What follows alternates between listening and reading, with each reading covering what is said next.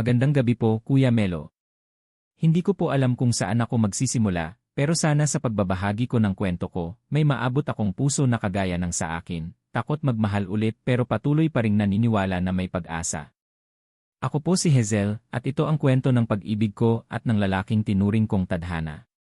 Noong college pa lang ako, hindi ko talaga inisip ang seryosong relasyon. Ang focus ko lang ay makatapos, makahanap ng magandang trabaho, at matulungan ang pamilya ko. Kaya kahit marami ang nanliligaw, tinatanggihan ko lahat. Hanggang isang araw, nakilala ko si Jasper. Hindi siya yung tipikal na crush ng bayan, medyo tahimik, maputi, payat, mahilig sa libro. Pero may kakaiba sa kanya. Yung paraan ng pagtingin niya sa akin, para bang lagi akong mahalaga. Nagkakilala kami sa library. Nahulog ang notebook ko at siya ang pumulot. Nakasmile siya, sabay sabi. Uy, Hazel, tama ba? Kaklase kita sa history. Napangiti ako at doon nagsimula ang simpleng usapan na hindi ko akalain, magiging simula ng mas malaking kwento. Habang tumatagal, naging magkaibigan kami. Siya yung tipo ng tao na makikinig sa'yo kahit paulit-ulit mong ikwento ang parehong bagay. Siya rin yung tatawag sa akin ng alas 12 ng gabi para lang sabihin. Kumain ka na ba? Ingat ka palagi ha. Hindi ko namalayan, unti-unti na pala akong nahuhulog sa kanya. At isang gabi, habang naglalakad kami pauwi, bigla niyang hinawakan ang kamay ko. Hazel, matagal ko na tong gustong sabihin gusto kita. Pwede bang ligawan kita? Hindi ko alam kung paano ako nakasagot. Pero nang tumingin ako sa mata niya, alam ko, handa na akong subukan. Lumipas ang mga buwan, naging kami ni Jasper. Lahat ng simpleng bagay, naging espesyal kapag siya ang kasama. Kahit ang instant noodles sa kanto, nagiging parang stick kapag magkasama kaming dalawa. Nandyan siya sa lahat ng milestones ko, noong makapasa ako sa board exam, noong una kong sweldo, pati noong namatay ang aso ko. Siya ang sandalan ko. Pero gaya ng lahat ng kwento, dumating ang pagsubok na hindi ko inaasahan. Nagkaroon ng offer kay Jasper para magtrabaho sa Singapore. Malaki ang sweldo, at iyon ang matagal na niyang pangarap. Hazel, ayokong iwan ka, pero alam kong ito ang tamang pagkakataon para sa kinabukasan natin, sabi niya. Kinagat ko ang labi ko. Ayokong maging makasarili. Kaya umiti ako at sinabing, sige, Jasper, susuportahan kita. Kahit malayo, basta tayo. Naging mahirap ang mga sumunod na buwan. Video call lang, chat, at email ang naging tulay namin. Pero habang tumatagal, nararamdaman kong lumalayo siya. Minsan, hindi na siya sumasagot agad. Minsan, nagiging mas maiksi ang mga kwento niya. Hanggang isang gabi, bigla na lang siyang umamin. Hazel, may iba na akong minamahal. Parang gumuho ang mundo ko. Lahat ng taon, ng tiwala, ng pangarap namin nawala sa isang iglap. Hindi ko siya masisi. Siguro, masaya na siya sa bago niya. Pero ako nanatili sa parehong lugar, bitbit ang sakit. Akala ko tapos na ang kwento namin. Lumipas ang 2 taon. Unti-unti, natutunan kong bumangon. Nakahanap ako ng trabaho sa Maynila, nakipagkilala ulit sa mga bagong tao. Hanggang isang araw, nagkita ulit kami ni Jasper. Payat siya, at halata sa mga mata niya na pagod. Hazel, pwede ba tayong mag-usap? At doon ko nalaman, iniwan din pala siya ng babaeng pinili niya. Umalis siya sa Singapore, bumalik sa Pilipinas, pero wala na siyang trabaho. At alam mo, sa kabila ng lahat, ang una kong naramdaman awa. Hindi galit. Hindi put. Hazel, alam kong wala na akong karapatan, pero pwede bang magsimula ulit tayo? Napatingin ako sa kanya at mumiti. Jasper, napatawad na kita. Pero hindi na ako ang Hazel na iniwan mo noon. Natutunan ko ng mahalin ang sarili ko kahit wala ka. Tumulo ang luha niya at doon ko naramdaman minsan, ang pinakamalaking anyo ng pag-ibig ay ang pagpapaubaya. Kuya Melo, akala ko noong tinanggihan ko si Jasper na bumalik sa buhay ko, tapos na ang lahat. Pero hindi pala ganun kadali. Kasi kahit sinasabi ng utak ko na naka-move on na ako, yung puso ko, may mga alaala pa rin na pilit kumakatok. Bigla kong naalala yung college days ulit. Isang hapon, magkasama kaming nag-aaral sa library. Nakaipit ang buhok ko sa lapis, at inis na inis ako dahil hindi ko maintindihan ang reviewer ko. Bigla na lang niyang hinila ang papel at nagsulat ng kaya mo yan sa itaas. Tapos ngumiti siya at ibinalik sa akin. Hindi ko alam kung bakit, pero simpleng kilos na yon parang ipinangako niyang hindi niya ako iiwan. Pagkatapos ng huling pagkikita namin, hindi na kami nag-usap. Pero isang buwan pagkatapos, nakatanggap ako ng tawag. Hazel, si Jasper ito. Pwede bang tulungan mo ako? Wala na akong ibang malapitan. Wala akong nasabi. Pero alam mo yung pakiramdam na kahit ilang beses ka nang nasaktan, hindi mo pa rin kayang talikuran yung taong mahal mo noon. Ganon ang naramdaman ko. Nagkita kami sa isang maliit na karinderya malapit sa terminal. Payat siya pero umiti pa rin nang makita ako. May dala pa siyang maliit na pasalubong, hopya. Naalala ko kasi paborito mo to, sabi niya. Napangiti ako pero hindi na kagaya noon, wala nang kilig, pero may kakaibang lambing pa rin. Jasper, bakit mo ako tinawagan? May tinatry akong trabaho sa Laguna pero wala akong pamasahe. Alam kong wala na akong karapatan pero hindi na niya tinapos. Nilabas ko ang wallet ko at iniabot ang pamasahe. At doon ko na-realize, iba na ang relasyon namin, hindi na magkasintahan, pero hindi rin ganap na estranghero. Sumunod na linggo, nagpadala siya ng text. Salamat sa lahat, Hazel. Natanggap ako. Sana masaya ka palagi. At iyon na nga ang huli naming komunikasyon hanggang isang gabi, habang umuulan, nakatanggap ako ng mensahe mula sa kapatid niya. Ate Hazel, si Kuya na aksidente. Hindi ko alam kung paano ako nakapagsuot ng sapatos at nakarating sa ospital. Sa emergency room, nakita ko siya, nakahiga, may benda sa ulo, at mahina pero totoo pa ring ngiti. Hazel, buti nandito ka. Tumulo ang luha ko. Hinawakan ko ang kamay niya at sinabing, Jasper, huwag ka munang aalis, ha? Ang dami ko pang hindi nasasabi. Doon ko na-realize kahit anong sakit ang pinagdaanan namin, may bahagi pa rin ng puso ko na handang mag-alaga sa kanya, hindi bilang kasintahan, kundi bilang taong minsan kong minahal ng buong buo. Hindi ko malilimutan yung gabing iyon sa ospital. Ang lamig ng hangin pero mas malamig ang kamay niya nang hawakan ko. Para bang sinasabi ng katawan ko na baka iyon na ang huling pagkakataon. Hazel, natatakot ako. Huwag kang matakot. Nandito ako. Hindi kita iiwan. Huminga siya ng malalim at kahit hirap, mumiti pa rin. Alam mo, kahit iniwan kita noon, ikaw pa rin ang una kong naisip nung dumating ang panganib. Kasi alam kong ikaw lang ang pupunta. Tumulo ang luha ko. Jasper, huwag na nating pag-usapan yon. Magpagaling ka na lang. Marami pa tayong oras, ding. Pero sa loob-loob ko, alam kong baka wala na talaga. Bigla kong naalala yung unang beses naming nag-out of town. Sa Batangas, habang nakaupo kami sa buhangin, sinabi niya. Hazel, kung sakaling mawala ako sa buhay mo, gusto kong lagi mong tatandaan mahal kita, kahit saan makarating. Noon, natawa lang ako at sinabing, di sa langit kita hahanapin. Hindi ko alam na darating pala ang araw na magiging totoo yon. Lumipas ang 3 araw at unti-unting bumuti ang kalagayan niya.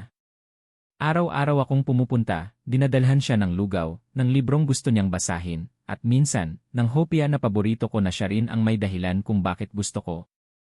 Pero isang gabi, pagdating ko sa ospital, iba ang atmosphere. Tahimik. Walang ingay ng kwentuhan ng mga bantay. Doon ko nakita ang kapatid niya, umiiyak. Ate Hazel, si Kuya nawalan ng malay kaninang madaling araw. Pumasok ako sa kwarto. Nakita ko siya, mahina, pero nakadilat pa. Hazel, pasensya ka na.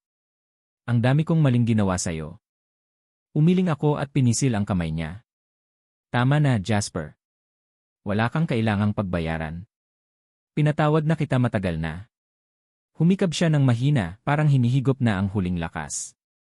Salamat kasi kahit iniwan kita noon, bumalik ka pa rin. At sa huling pagkakataon, umiti siya bago tuluyang pumikit. Hindi ako agad umalis sa tabi niya. Hinawakan ko lang ang kamay niya ng matagal, umaasang baka magbukas ulit ang mga mata niya. Pero wala na. Doon ko na-realize, minsan, ang hanggang wakas, ay hindi ibig sabihing magkasama kayo habang buhay kundi kasama mo siya sa puso mo kahit wala na siya. 3 taon na mula nang mawala si Mark. At sa totoo lang hindi ko alam kung paano ako nakatawid sa bawat araw sa mga unang buwan. Lahat ng lugar na pinuntahan namin, lahat ng kantang pinakinggan namin, para bang paulit-ulit akong binabalik sa mga alaala namin.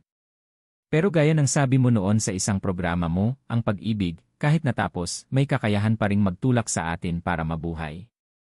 Kaya sinubukan kong mabuhay ulit. Nagsimula akong magtrabaho sa isang maliit na cafe bilang manager. Doon ko nakilala si Oliver, isang customer na mahilig sa kapeng sobrang tamis at sa librong sobrang kapal. Hindi siya katulad ni Jasper, mas maingay, mas palabiro, pero may isang katangian na pareho sila marunong makinig. Noong una, takot pa rin ako. Lagi kong iniisip paano kung mawala na naman. Pero isang araw, habang nag-aabot siya ng bayad sa kape niya, ngumiti siya at nagsabi, "Hindi ko alam kung anong pinagdaanan mo pero kung papayagan mo, gusto ko sanang makilala pa yung ngiti mo na minsan lang lumabas." Hindi ko agad tinanggap. Ilang buwan muna ang lumipas bago ko siya sinimulang kausapin ng mas matagal. Hanggang sa isang gabi, umulan ng malakas at na-stranded siya sa cafe. Doon kami nagkwentuhan ng mahaba, tungkol sa pamilya, sa takot, at sa mga pangarap. Hindi ko namalayan, napapadali na pala ang tibok ng puso ko kapag kasama ko siya. Pero sa bawat halakhak namin, may bahagyang kirot sa puso ko. Kasi alam kong may parte pa rin ng puso ko na para kay Jasper. Isang araw, nagpunta ako sa Batangas mag-isa, sa parehong lugar kung saan kami ni Jasper huling nagbakasyon. Umupo ako sa buhangin, at sa unang pagkakataon, hindi na ako umiyak. Sa halip, umiti ako at bumulong sa hangin. "Jasper, salamat sa lahat. Natutunan ko ng maging masaya ulit. Pero kahit saan ako makarating, dala-dala pa rin kita." Kuya Melo, bago ko tuluyang isara ang kabanata ng kwento namin ni Jasper, gusto kong balikan ang mga maliliit na bagay na hindi ko makakalimutan. Kasi minsan, hindi lang yung malalaking pangyayari ang nagpapakaba sa puso, kundi yung mga simpleng alaala. Noong unang beses kaming nagkausap, hindi talaga ako sanay makipagkwentuhan sa mga bagong kakilala. Nakafocus lang ako sa reviewer ko, nang biglang mahulog ang notebook ko sa sahig. May dumampot at mahinang nagsabi, "Uy, sa'yo to, di ba?" "Hazel, tama." Napatingin ako, siya pala si Jasper. Medyo mahaba ang buhok, nakasalamin, pero maganda ang ngiti. Yung ngiting parang may sikreto, pero hindi mo matitiis na hindi tanungin kung ano. Oo, salamat," sagot ko, sabay ngiti. At doon nagsimula ang simpleng tanungan tungkol sa assignments, hanggang sa napadpad sa paboritong banda at libro. Isang gabi, pasado 12:00, bigla akong nakatanggap ng tawag. "Hazel, gising ka pa?" tanong niya. Oo, bakit?" "Wala lang, gusto ko lang marinig yung boses mo bago ako matulog." Hindi ko alam kung anong sasabihin ko noon. Pero sa kabila ng kabog ng dibdib ko, nagawa ko pa ring magbiro. "Ano to, libre ba to? Baka ma-charge ka pa." Narinig ko siyang tumawa sa kabilang linya. "Sulit naman kasi ikaw yung kausap ko." At doon ako unang nagising sa katotohanan na baka nga, iba ang tingin niya sa akin. Bago siya umalis papuntang Singapore, nagkita kami sa isang parke malapit sa school namin. Hindi ko masabi kung anong bigat ang naramdaman ko habang hawak niya ang kamay ko. "Hazel, pangako babalik ako para sa'yo." Hindi ko alam kung dapat ba akong matuwa o matakot. Pero umiti ako at sinabing, "Huwag kang mangako kung hindi mo kaya tuparin." At tumahimik siya. Doon ko naramdaman na minsan, kahit mahal ka ng isang tao, hindi ibig sabihin ay mananatili siya. Yung mga alaala na yon, kahit masakit, tinatago ko pa rin. Kasi doon ko nakikita kung gaano ko siya kamahal noon. At kung paano ako natutong mahalin ang sarili ko ngayon. Akala ko handa na ako.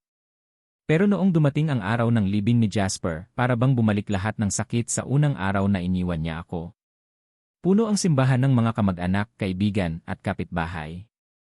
Pagpasok ko, ramdam ko agad ang mabigat na hangin, halong lungkot at pangungulila.